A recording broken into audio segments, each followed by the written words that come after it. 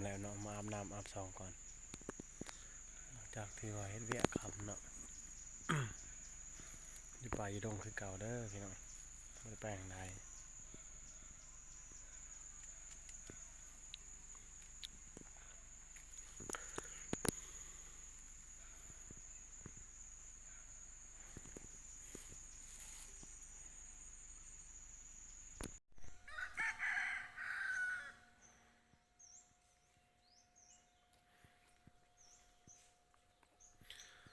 สบายดีตอนเช้ามื้อนี้ยังนอนอยู่ป่าอยู่ดงคือเก่าเนาะในการเฮ็ดนาให้กับลูกค้าเนาะงานนี้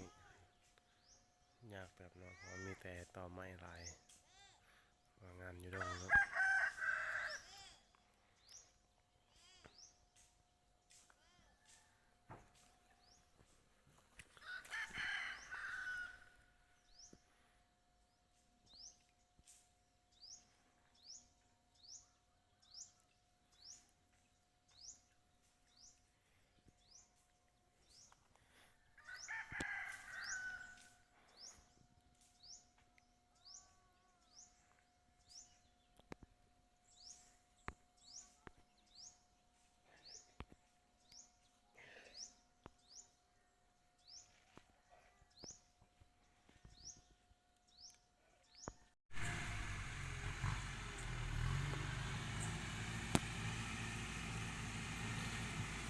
3-4 มื้อแล้ว